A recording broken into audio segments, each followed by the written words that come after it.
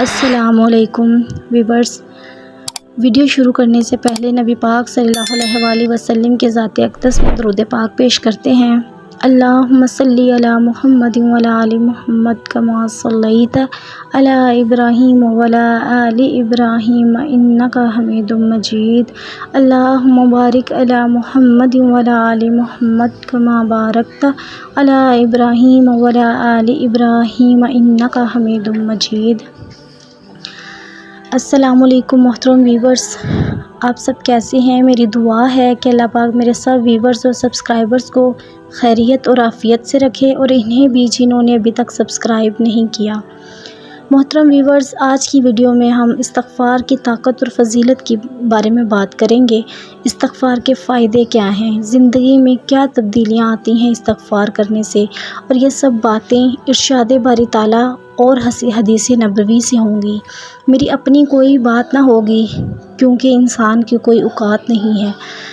بات جو ہے وہ اللہ تعالیٰ کی ہے اور آقا کریم صلی اللہ علیہ وآلہ وسلم کی ہے۔ فرمان جو ہے میرے مولا کا ہے، آقا کریم صلی اللہ علیہ وآلہ وسلم کا ہے۔ آقا کریم صلی اللہ علیہ وآلہ وسلم نے فرمایا، جس نے استغفار کو لازم کر لیا تو اللہ پاک اس کا ہر غم، ہر مشکل، ہر تکلیف دور کر دے گا، اور اس کے لیے آسانیاں پیدا کرے گا، آسان رستے پیدا کرے گا، اس کی منزل کو آسان کرے گا، اور اللہ پاک اس کو وہاں سے رزق دے گا جہاں سے اس کا گمان بھی نہ ہوگا۔ اللہ اکبر، سبحان اللہ۔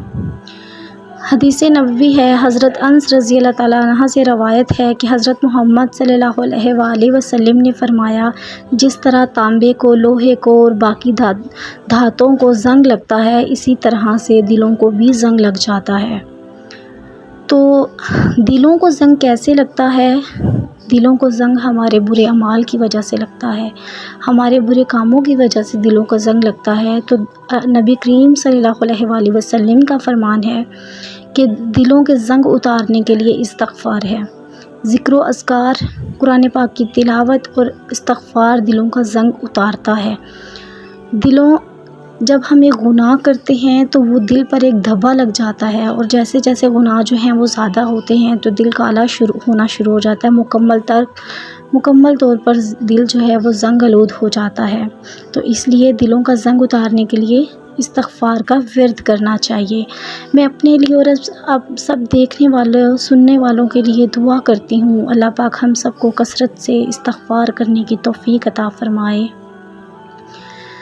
قرآن پاک میں ہے کہ حضرت نوح علیہ السلام نے اپنی قوم کو تقریباً 950 برس تبلیغ کی، وحدانیت کا پیغام دیا، لیکن انہوں نے اس کی حضرت نوح علیہ السلام کی نہ مانی۔